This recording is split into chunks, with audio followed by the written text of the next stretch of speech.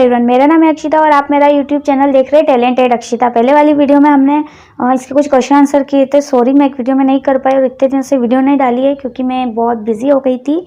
हमारे यहाँ सुनील सागर जी महाराज का चातुर्मास है और उन्होंने पूरी 18 दीक्षाएँ कराई थी, तो हम वहाँ प्रोग्राम में बिजी थी। लेकिन अब मैं ट्राई करूँगी ज़्यादा से ज़्यादा लाइव आने का और आप तक अच्छी से अच्छी वीडियोज़ पहुँचाने का। और वीडियो स्टार्ट करने से पहले मैं ये कहना चाहूँगी कि आप मेरे चैनल को लाइक, सब्सक्राइब, कमेंट कीजिए और चैनल को शेयर कीजिए। और प्लीज़ ज़्यादा से ज़्यादा मेरी वीडियोस देखिए और भी ज़्यादा शेयर किए ताकि बच्चे इन्हें समझ सके। चलिए हम चलते हैं। चलिए, ऊष्माक्षेपी और ऊष्माशोषी अभिक्रिया का क्या अर्थ है, उदाहरण दीजिए। ऊष्माक्षेपी और ऊष्माशोषी अभिक्रिया हमने पढ़ रखी है। जो ऊष्माशोषी होती है, जो ऊष्मा को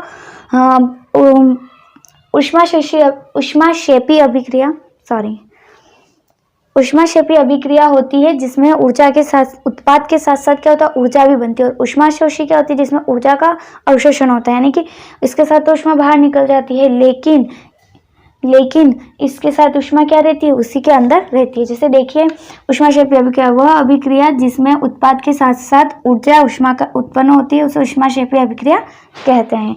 ऊष्मा के साथ साथ क्या होती है, ऊर्जा भी उत्पन्न होती है। ठीक है, जैसे प्राकृतिक गैस का दहन,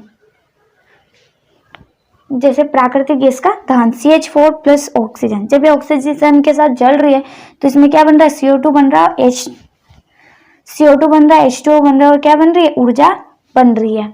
फिर देखिए, श्वसन भी एक ऊष्माक्षेपी अभिक्रिया। श्वसन में अपन क्या करते हैं, श्वास लेते हैं तो अपने साथ ऊर्जा अंदर जाती है लेकिन वापस बाहर यहाँ ऊर्जा के साथ साथ क्या, ऊष्मा भी उत्पन्न हो जाती है। ये श्वसन के टाइम पे अपने शरीर में ऊर्जा नहीं रहती लेकिन बाहर आती है, तो अपने शरीर की ऊर्जा क्या होती है, श्वसन के साथ में बाहर आ जाती है। वनस्पति द्रव्य, शाक सब्जियां का विघटित होकर कंपोस्ट बनना भी ऊष्माक्षेपी अभिक्रिया है। कंपोस्ट एक खाद होती है जो अपन बनाते हैं गड्ढे में डाल करके, विघटित होकर जो बनती है। ऊष्माशोषी अभिक्रिया वह अभिक्रिया जिसमें ऊष्मा का अवशोषण होता है और उसे ऊष्माशोषी अभिक्रिया कहते हैं। देखिए, जैसे यहाँ N2 है और ये O2 है, ये ताप के साथ मिल रही है तो इसके साथ ऑक्सीजन क्या हो रही है, जा रही है। फिर शर्करा का जल में विलयन, शक्कर को जब अपन जल में घोलते हैं तो क्या होता है, पूरी तरह से घुल जाता है और फिर हम उसे पीते हैं ना, तो अपने अंदर शरीर में ग्लूकोज बनता है। और मार्केट में भी एक ग्लूकोज मिलता है जो आप लोग पीते हो पानी में डालकर, उससे भी क्या होता है, अपने शरीर को ऊर्जा मिलती है। इसलिए ये ऊष्माशोषी अभिक्रिया है। AgCl, सूर्य के प्रकाश में Ag और Cl अलग अलग हो जाते हैं। तो ये है आपकी ऊष्माक्षेपी और ऊष्माशोषी अभिक्रिया। इसके बारे में ज़्यादा नहीं बताऊँ क्योंकि हम पहले भी पढ़ चुके हैं। आप लोग एक बार इसका स्क्रीनशॉट ले लीजिए, फिर हम आगे के क्वेश्चन आंसर करते हैं। चलिए, अब हम इसका दूसरा क्वेश्चन पढ़ेंगे।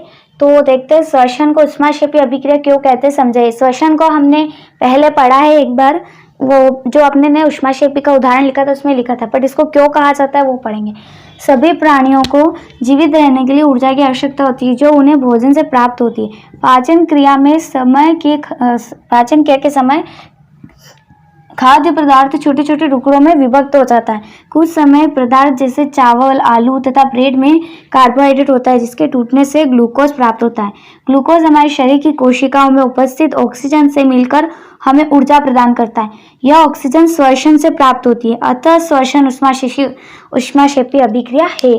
क्या होता है, जो भी अपन खाते हैं जिसमें कार्बोहाइड्रेट होता है वो क्या करता है, हमारे कार्बोहाइड्रेट को ग्लूकोज में तोड़ देता है और जो ग्लूकोज में तोड़ता है वो हमारे शरीर की जो ऊर्जा होती है वो किससे हमें मिलती है, शरीर में जो ऊर्जा जाती है वो किससे मिलती है, हमको श्वसन से मिलती है, वो ऑक्सीजन के माध्यम से प्राप्त होती है। इसलिए इसको ऊष्माक्षेपी अभिक्रिया कहते हैं। देखो, इसकी अभिक्रिया भी दे रखी है, 6C6H12O6, 6O2, 6CO2 और 6H2। देखो, ये कार्बन और ये जल दोनों अलग हो रहा है और इसके साथ ऊर्जा भी उत्सर्जित हो रही है। वियोजन अभिक्रिया को संयोजन अभिक्रिया के विपरीत क्यों कहा जाता है। उम्मीद ये वाला आपको समझ में आ गया होगा, क्योंकि इसमें क्या है, श्वसन को क्यों कहा जाता है, क्योंकि हमारे शरीर के बहुत सारे जो पार्ट्स होते हैं, मतलब अपन जो भी खाते हैं वो सारा ग्लूकोज में टूट जाता है, और ग्लूकोज हमारे शरीर की कोशिकाओं में ऑक्सीजन के माध्यम से अपन को प्राप्त होता है, इसलिए श्वसन को ऊष्माक्षेपीय अभिक्रिया कहते हैं। अब वियोजन अभिक्रिया को संयोजन अभिक्रिया के विपरीत क्यों कहा जाता है? इन अभिक्रियाओं के लिए समीकरण लिखिए। वियोजन अभिक्रिया संयोजन अभिक्रिया के विपरीत होती है। क्यों होती है? क्योंकि वियोजन अभिक्रिया क्या होती है, एक अभिकर्मक को तोड़कर अलग अलग उत्पाद बनाती है, और संयोजन अभिक्रिया क्या होती है, अलग मतलब एक एकल उत्पाद, मतलब अलग अलग उत्पाद मिलकर, अलग अलग अभिकर्मक मिलकर एक उत्पाद बनाते हैं, क्या तत्व या यौगिक मिलकर एक नया पदार्थ बना देते हैं। तो इसलिए वियोजन अभिक्रिया संयोजन अभिक्रिया से अलग है। उसमें दो तत्व मिलकर एक उत्पाद बना रहे हैं, इसमें एक अभिकर्मक मिलकर अलग अलग उत्पाद बना रहा है, इसलिए वो इससे विपरीत है। देखो संयोजन अभिक्रिया का उदाहरण है H2 तथा O2 का निर्माण, H2 तथा O2 का ये गलत लिख दिया, H2 तथा O2 से जल का निर्माण, ठीक है। H2 तथा O2 से क्या बन रहा है, जल बन रहा है, यानी कि संयोजन अभिक्रिया में दो अभिकारक मिलकर एक उत्पाद बना रहे हैं, इसलिए ये विपरीत कहलाती है। वियोजन अभिक्रिया का उदाहरण इसके बाद, उसका क्वेश्चन इसके बाद, पहले ये एक बार स्क्रीनशॉट ले लीजिए, उसके बाद हम अगला क्वेश्चन करेंगे। तो पहले हमने पढ़ा था संयोजन अभिक्रिया के बारे में, अब हम पढ़ेंगे वियोजन अभिक्रिया के बारे में। ये वियोजन अभिक्रिया 2FeSO4 जब वो फेरस सल्फेट होता है वो डिवाइड हो जाता है 3 रूप में। तो यानी कि वियोजन अभिक्रिया में क्या हो रहा है, ये दो तत्व मिलकर क्या कर रहे हैं, ये एक अभिकर्मक मिलकर क्या कर रहा है, अलग अलग उत्पाद बना रहा है, इसलिए इसको वियोजन अभिक्रिया कहते हैं। गर्म करने पर फेरस सल्फेट FeSO4 से H2O का क्रिस्टल जल त्याग देते हैं, अतः क्रिस्टल का रंग बदल जाता है। यह हरा रंग इसको त्याग देने के कारण होता है। इसके उपरांत यह फेरिक ऑक्साइड, सल्फर ऑक्साइड तथा सल्फर ट्राईऑक्साइड में वियोजित हो जाता है। इस प्रकार स्पष्ट है कि वियोजन अभिक्रिया संयोजन अभिक्रिया से विपरीत होती है।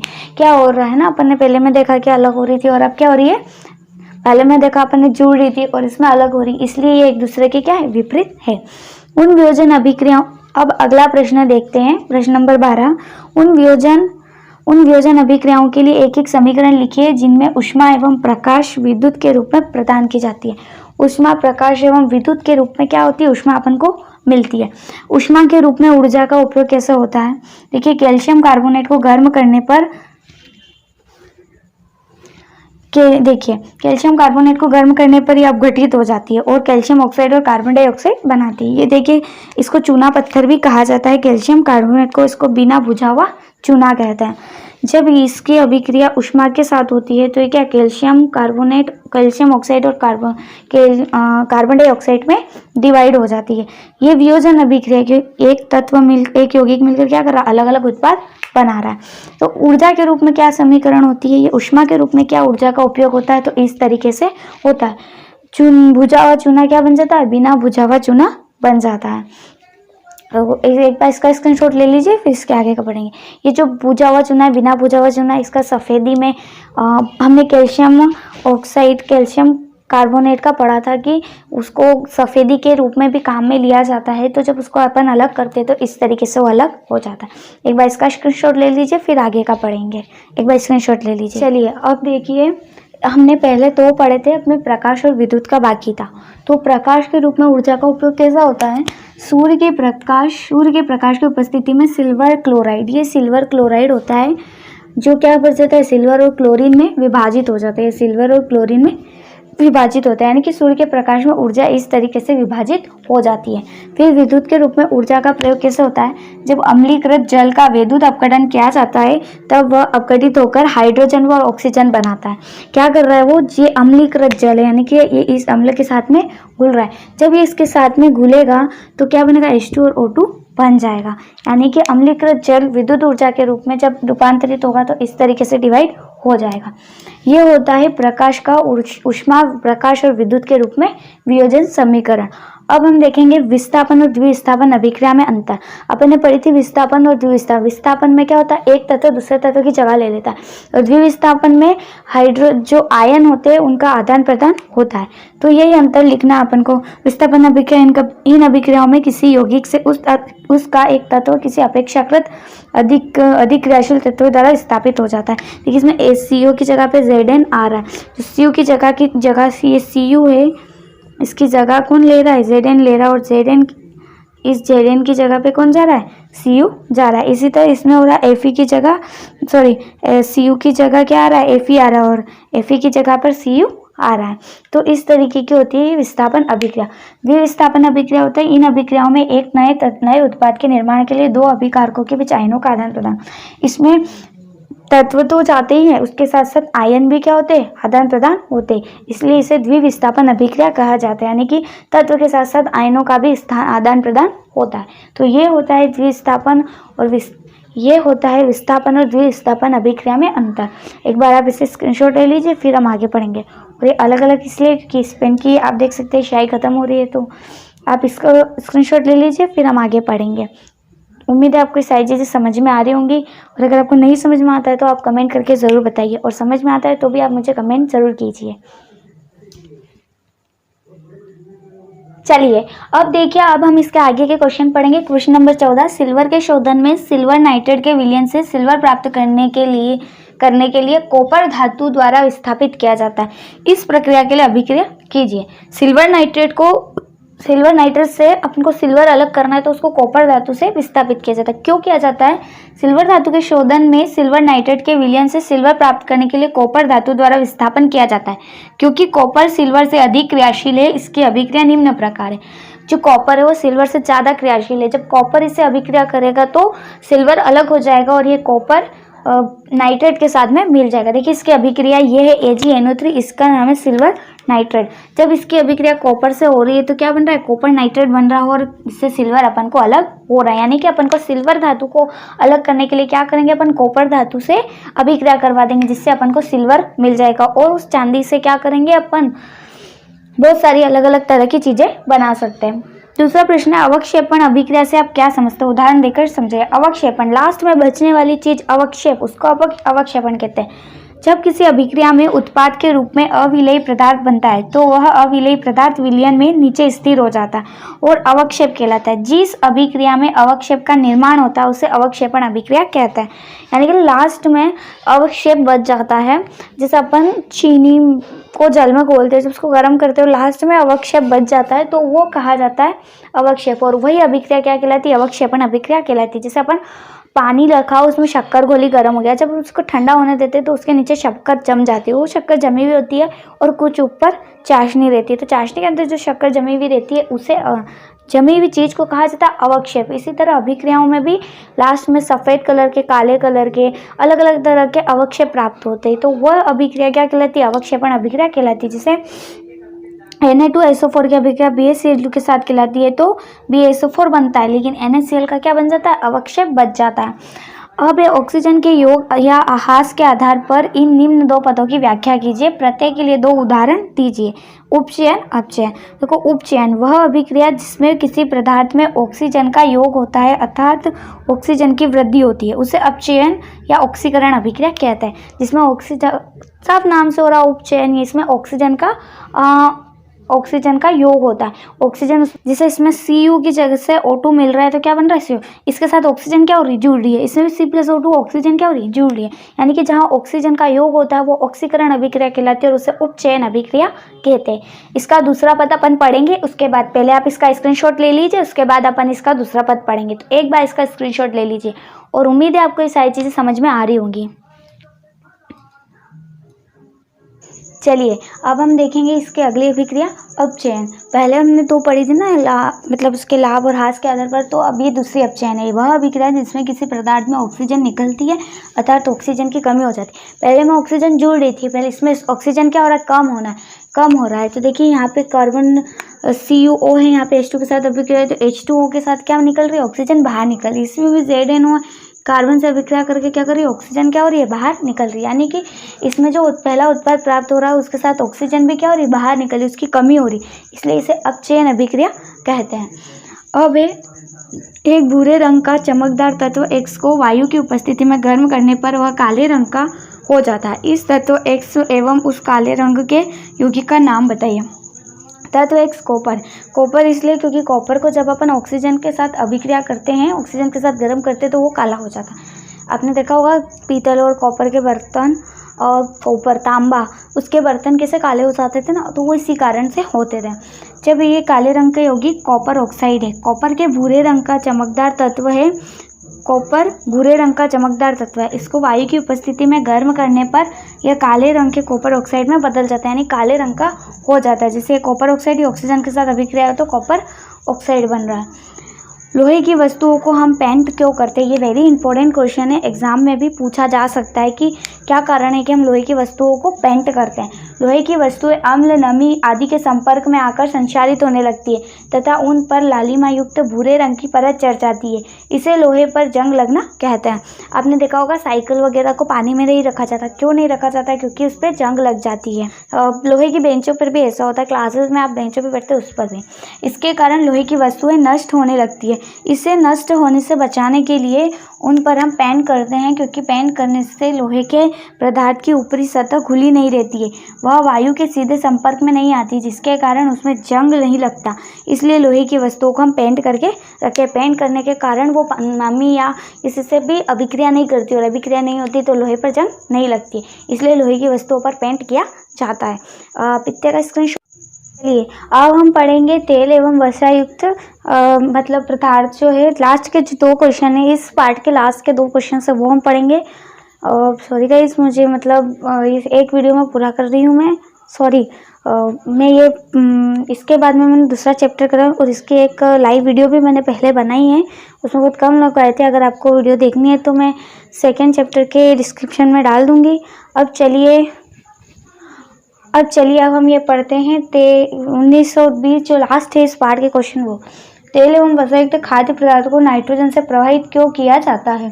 क्योंकि तेल एवं वसायुक्त खाद्य पदार्थों को कम सक्रिय नाइट्रोजन गैस से इसलिए प्रभावित किया जाता है ताकि उनका अपचयन न हो सके, अन्यथा उनके ऑक्सीकरण की उपस्थिति के कारण उपचयन होने पर वे विकृत गंधी हो जाते हैं और उनके स्वाद और गंध में परिवर्तन हो जाता है। इन्हें इसलिए पैक करके रखा जाता है, इसलिए नाइट्रोजन गैस से प्रभावित किया जाता है ताकि उसमें सीलन ना बढ़े, वो पूरी तरीके से सिलवा नहीं जाए, जिससे उनका अगर वो सिलवा जाते हैं तो अपना स्वाद, उसका स्वाद भी बिगड़ जाता है और उनमें से गंध भी आने लगती है और वो विकृत गंधी कहलाते हैं। इसलिए इन्हें नाइट्रोजन गैस से प्रभावित किया जाता है। अगला है निम्न पदों का वर्णन कीजिए तथा प्रत्येक का एक एक उदाहरण दीजिए। ये तो पद दे रखे हमने पहले भी पढ़े लास्ट के नोट्स में, तो एक बार और पढ़ लेते। संक्षारण और विकृत गंधी का 2 है। संक्षारण, कोई धातु जब अपने आसपास स्थित अम्ल, आर्द्रता आदि के साथ संपर्क में आती है तब धातु की क्रिया O2 तथा नमी से होकर ऑक्साइड तथा हाइड्रोक्साइड बनते हैं, जिसके कारण धातुएं संक्षारित होने लगती है, इसे संक्षारण कहते हैं। क्या होता है, कोई भी अम्ल दिख रही है, आर्द्रता दिख रही है, तो वो धातु क्या करती है, उसके साथ संपर्क में आ जाती है।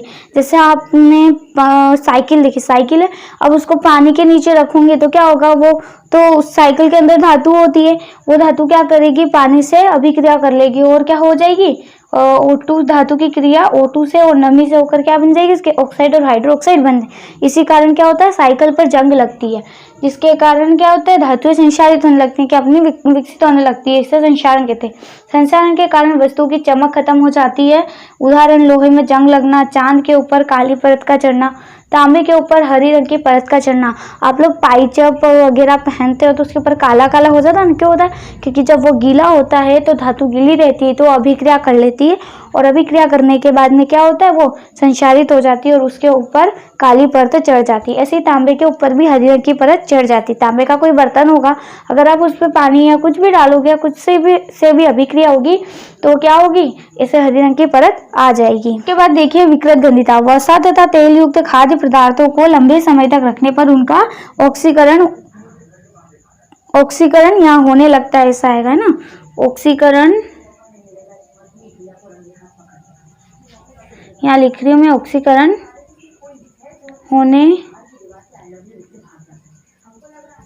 लगता है तथा ये लाइन लिखना रह गई थी, ऑक्सीकरण होने लगता है तथा उनका स्वाद बिगड़ने लगता है तथा उनमें गंध आने लगती है, उससे विकृत गंधिता कहता है। क्या होता है, ये हमने ऊपर भी पढ़ा ना कि लंबे समय तक अगर उनको ऐसा ही रहने देंगे और खुला रखेंगे तो क्या होगा, उसमें ऑक्सीकरण हो जाएगा, उसका स्वाद बिगड़ जाएगा और उसमें गंध भी आने लगेगी। अतः वसा एवं तेलयुक्त पदार्थों के अपचयन को रोकने के लिए प्रतिऑक्सीकारक मिलाए जाते हैं तथा वायुरोधी बर्तन में भी रखने पर खाद्य सामग्री का उपचयन कम हो जाता है।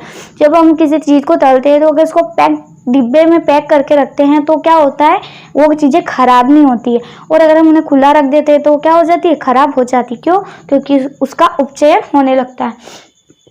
आलू की चिप्स की थैलियाँ, जैसे आप लोगों ने मार्केट में आलू की चिप्स की थैलियाँ देखी है, वो किसी पूरी पैक रहती है। जब उन्हें कभी भी कितने भी टाइम में लेके खाते तो वो कैसी होती है, एकदम कड़क होती है, सिलवाई भी नहीं होती। क्यों? क्योंकि उसके अंदर प्रतिऑक्सीकारक होता है नाइट्रोजन। उसको क्या करते हैं, वो पैक करके रखते हैं जिससे वो सिलवाती भी नहीं है, उससे स्वाद में भी कोई फर्क नहीं पड़ता और उसमें से गंध भी नहीं आती है। तो आप एक बार इसका स्क्रीनशॉट ले लीजिए, फिर आगे बात करते हैं। बस इतना ही, मिलेंगे हम अगली वीडियो में। ये आपके पहले पार्ट के क्वेश्चन से पूरे हो चुके हैं और उम्मीद है आपको सारे क्वेश्चन से समझ में आए होंगे, और अगर नहीं आते हैं तो आप प्लीज़ मुझे कमेंट करके बताइए, मैं ज़रूर उसे दोबारा आपको समझाने की कोशिश करूँगी। थैंक यू, मिलते हैं अगली वीडियो में।